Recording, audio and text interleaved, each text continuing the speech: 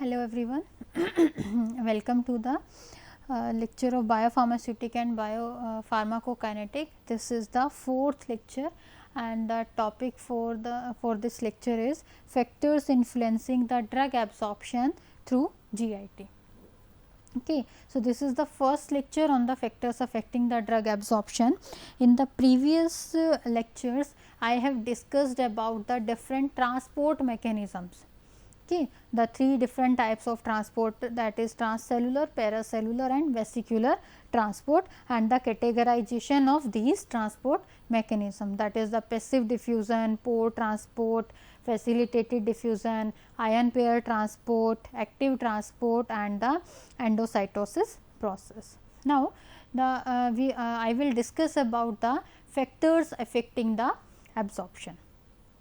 So, to achieve the desired therapeutic objective, the drug product must be delivered at the optimum rate and amount, and by proper designing or by proper biopharmaceutics design, the drug absorption or the bioavailability means the rate and drug and extent of the drug absorption can be varied depending upon the therapeutic objective. Means whether it is required for the sustained release product or it is required for the controlled release product.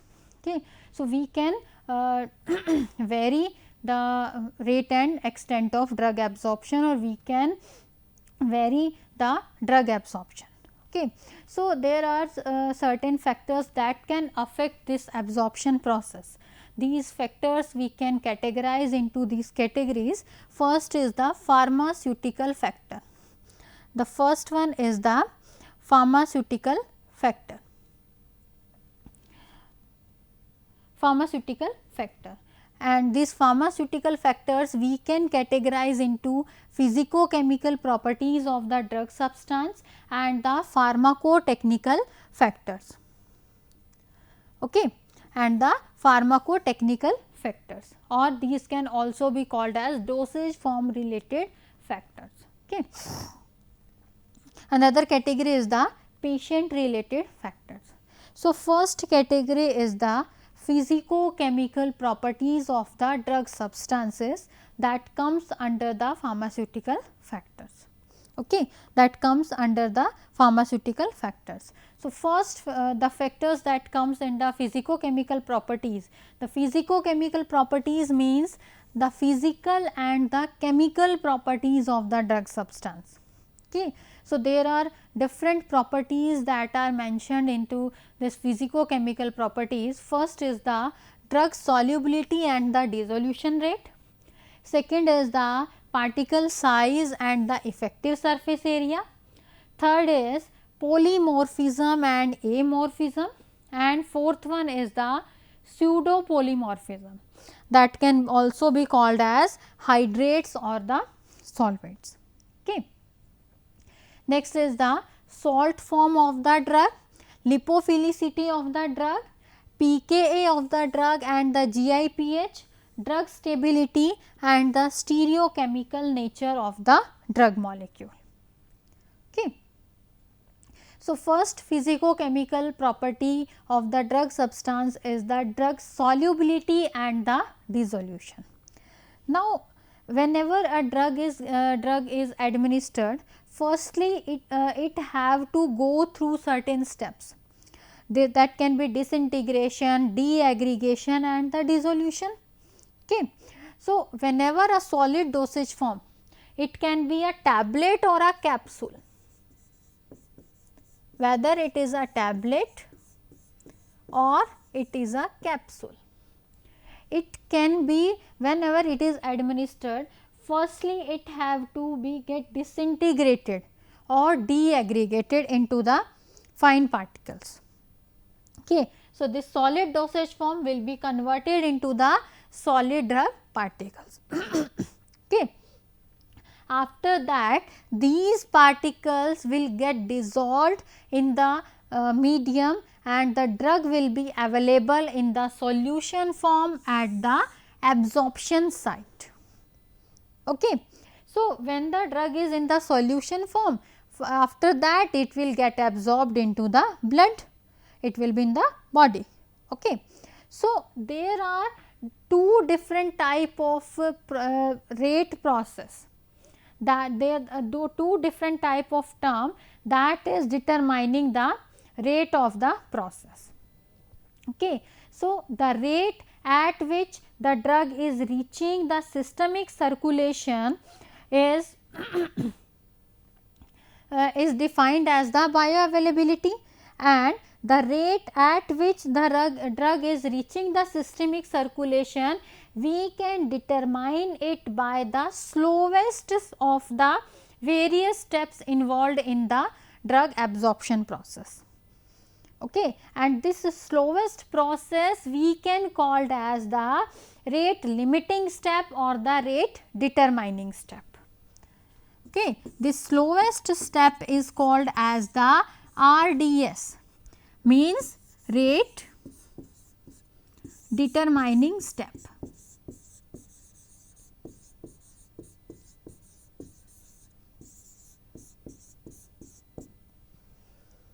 Okay. So, there can be two different type of processes that can act as the rate determining step. What can be that? It can be the dissolution and permeation. Okay. It can be the dissolution and the permeation step. Okay. Firstly, when the solid dosage form is converted into the solid drug particle, then after that it will go into the dissolution and it will be in the solution form. With the help of dissolution process, it will be in the solution form. Okay. And after that, with the help of permeation process, there will be permeation. With the help of permeation process, it will be into the body. Okay. So, the lipophilic drugs, lipophilic means lipid loving drugs, that are having the poor water solubility. So, the dissolution process will be the rate determining step for the lipophilic drugs. Okay. And the permeation of the drug across the membrane will be the rate determining step for the hydrophilic drugs. Okay. So, there are two rate determining steps. There are two critical slower processes that can determine the rate of the process, and these process can be called as the rate of dissolution and the rate of drug permeation. Okay. What are the steps? Rate of drug dissolution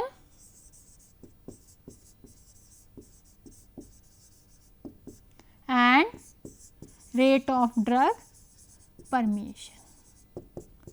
Okay. So, two critical slower step or two rate determining steps are involved in the drug absorption. First is the rate of dissolution and second is the rate of permeation. Okay. The dissolution will be RDS for the lipophilic drug like griseofulvin and spironolactone, and that is why these drugs can also be called as the dissolution rate limited.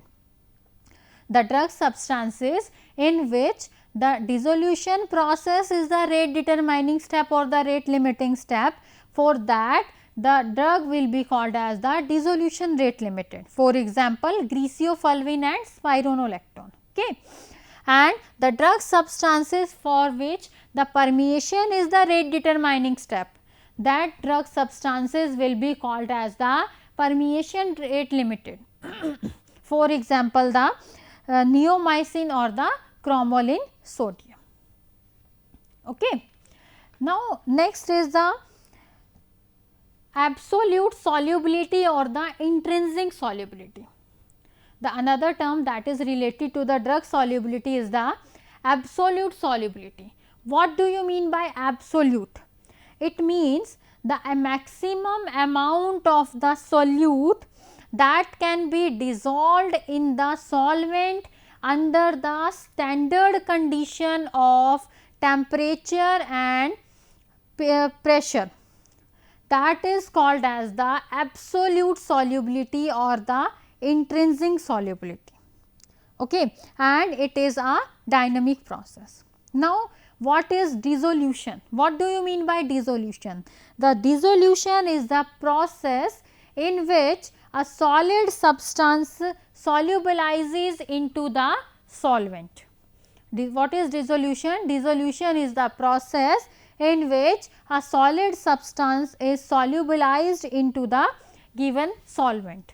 That is, the mass transfer of the solid surface to the liquid phase is called as the dissolution. Okay. So, there are several theories that are related with the drug dissolution process. And what are these? The first theory that is related to the drug dissolution is diffusion layer model. It can also be called as the film theory. The second theory that is related to the drug dissolution is the Danckwerts model or penetration or the surface renewal theory.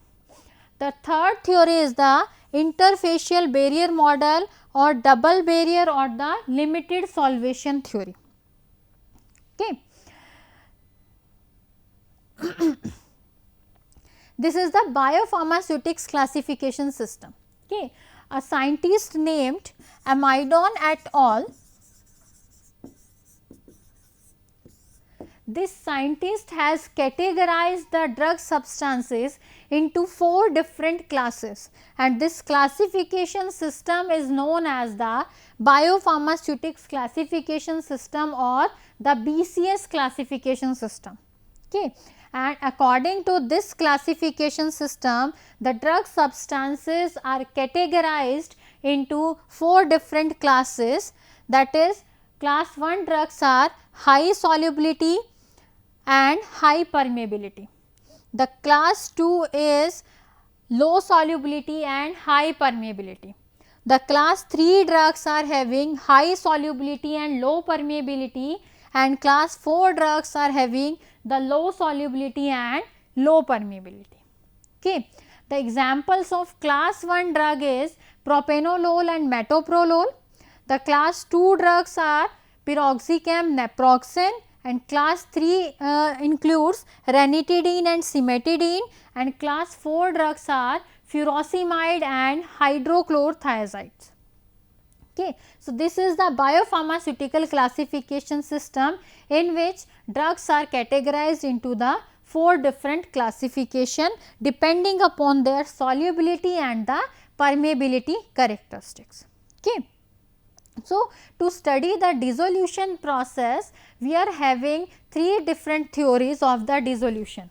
That are diffusion layer model, Danckwerts model, interfacial barrier model or double barrier or limited solvation theory. So, the first theory that is involved in the drug dissolution process is the diffusion layer model or the film theory. Okay. So, as the name indicates, it is the diffusion layer model. So, there is the involvement of a diffusion layer. This model includes 2 different steps. In the first step, there will be solution of the solid that will form a stagnant film or a diffusion layer that is saturated with the drug. As it is showing, as we can see in this diagram, it is a solid drug particle and there is a formation of a stagnant film or formation of a layer, that is the diffusion layer, and this diffusion layer is saturated with the drug substance. Okay. So, in the very first step, what happens, there will be the solution of the solid drug particle that will be in the form of a film or in the form of a diffusion layer. Okay. That is why this theory is named as the diffusion layer model or the film theory. In the second step, there will be movement of the drug molecule from this stagnant film into the bulk of the solution. Okay. There are two steps that are involved in this theory. In the first step, there will be solution of the solid that will form a stagnant film or the diffusion layer around the solid drug particle. In the second step, this soluble solute particle will move or will diffuse from the stagnant layer to the bulk of the solution. And this second step, that is the diffusion of the molecule, is the slowest step. That is why it is the rate determining step for the dissolution according to this theory.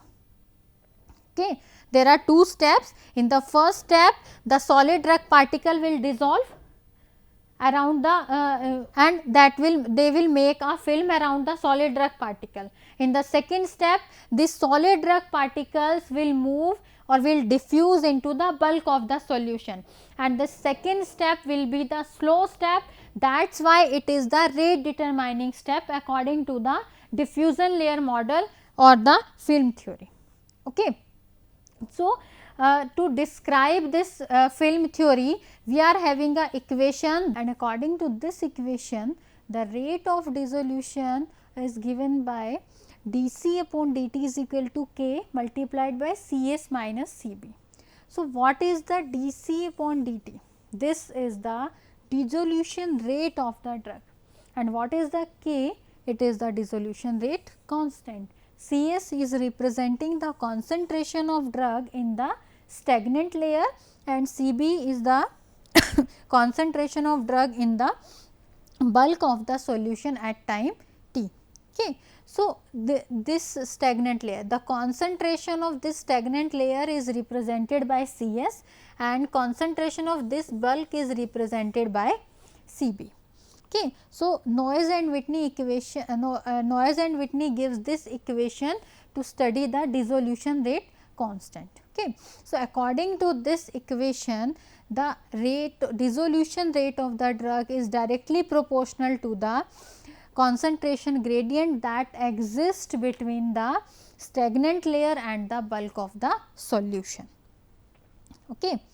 Now, the Nernst and Brunner incorporated the fixed first law of diffusion into the Noyes-Whitney equation, and this equation will be converted into this one, and this is called as the modified Noyes and Whitney equation. So, according to this modified Noyes and Whitney equation, dC upon dt is equal to dAk that is water or oil coefficient into Cs minus Cb divided by Vh, and here the D refers to the diffusion coefficient of the drug, A refers to the surface area of the dissolving solid, Kw upon O is the water to oil partition coefficient of the drug, V is the volume of dissolution medium, H is the thickness of the stagnant layer, and Cs minus Cb is the concentration gradient for the diffusion of the drug. Okay. So, this is the modified Noyes and Whitney equation, and according to this equation we can say the greater will be the value of the diffusion coefficient, that is D, greater will be the rate of drug dissolution. Okay. Means the rate of drug dissolution is directly proportional to the diffusion coefficient of the drug. Now, if we talk about the surface area, that is the A, greater will be the surface area, faster will be the dissolution, and we can increase the surface area by micronization of the drug or by the particle size reduction. Next is the water to oil partition coefficient value. Higher the value of K water to oil partition coefficient, higher will be the rate of drug dissolution. Okay. And greater will be the concentration gradient for diffusion of the drug, greater will be the rate of dissolution. And last one is the thickness of the stagnant film, that is the H. So, more will be the thickness, lesser will be the diffusion layer, and we can increase this by the agitation. Okay. So, these are the effects of the different variables on the rate of drug dissolution. Now, the Noyes and Whitney equation assumes that the surface area of the dissolving solid will remain same throughout the process, but this is practically impossible for the dissolving particles. Okay, because when as the time continues, the surface area of the dissolving solid will decrease. Okay. So, to account this particle size decrease and change in the surface area of the drug, a new equation has been introduced, that is called as the Hickson and Crowell's cubic root law of dissolution, that is called as Hickson and Crowell's cubic root law of dissolution. And according to this, there is an equation, that is W naught power 1 by 3 minus W power 1 by 3 is equal to the Kt. Here K is the constant, that is the dissolution rate constant, W naught is the original mass of the drug, and W is the mass of the drug after time t. Okay. So, this is all about the diffusion layer model or the film theory. Okay. The next theory that is associated with the drug dissolution is Danckwerts model, and it also can be called as the penetration theory or the surface renewal theory. Okay. In this Danckwerts model, the Danckwerts takes into the account the various eddies or the packets that are present in the agitating liquid. Okay. This is the dissolving solid, this is the solid liquid interface. Okay. And at the solid liquid interface, drug concentration is more as compared to the bulk. Okay. So, from here there are certain packets, there are certain eddies, these are the fresh packets of the solvent, these we are calling as the eddies. So, these fresh packets of solvents are approaching the interface that exists between the solid and liquid. Okay. So, these fresh packets will reach this dissolving solid and will entrap the dissolved solid into them and will transport this drugs molecule, will transport this substance into the bulk of the solution, that is having the concentration Cb. Okay. At the interface, the concentration is representing as Ci, and in the bulk the concentration is representing as Cb. So, the drug concentration at interface is more as compared to the drug concentration in the bulk. Okay. So, in case of Danckwerts model, what happens in the Danckwerts model, these packets, these fresh packets of solvent are continuously replaced by the new ones and they will exposed to the new solid surface each time. That is why this theory is called as the surface renewal theory. Okay. Why it is called as the surface renewal theory? Because the fresh packets of the solvent are continuously replaced by the new ones and these will expose to the new solid surface each time. That is why this theory is called as the surface renewal theory. Okay. This is the diagram that is showing the Danckwerts model or surface renewal theory. So, we can see in this diagram, this dissolving solid is getting entrapped into these fresh packets of the solvent that we can also called as eddies, and these eddies will take up the dissolving solid and entrap them into them and will reach into the bulk of the solution and will leave the drug particle in the bulk and come back to the interface to entrap another surface or another drug particle, means these packets are getting exposed to the new surface area or new drug particles every time. That is why this theory is called as the surface renewal theory. Okay. So, to describe this theory, we are having an equation, that is V multiplied by dC upon dt is that we can also called as dm upon dt, or rate of drug dissolution. It is equal to the A into Ci minus Cb or Cs minus Cb. Okay. At the interface, it we can represent the drug concentration by Ci or by Cs multiplied by gamma d raised to power 1 by 2. Here what is m? M is the mass of the solid that is getting dissolved. What is gamma? Gamma is the rate of surface renewal. Okay. So, this is the theory of Danckwerts model or penetration or the surface renewal theory. The last theory that is related to the drug dissolution is the interfacial barrier model.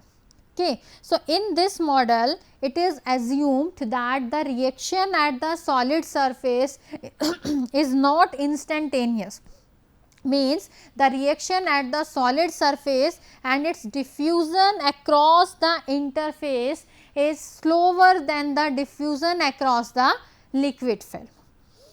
Okay. So, this interfacial barrier model, or it can also be called as the double barrier model or the limited solvation theory, it is based upon the two assumptions. The first assumption is the rate determining step that control the dissolution is the mass transport, and the second assumption is the solid solution equilibrium will be achieved at the solid liquid interface. Okay. So, this is the equation that is used to describe the interfacial barrier model. According to this equation, dm upon dt is equal to Ki into Cs minus C. Cs is the drug concentration at the solid surface and C is the concentration in the bulk, Ki is the constant, and this dm upon dt we can also write it equal to the G. And what is G? G is the dissolution rate per unit area. Okay. So, this is all about the interfacial barrier model.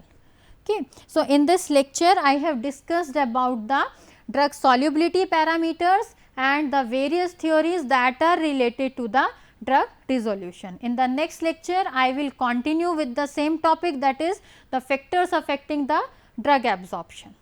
Okay. Thank you.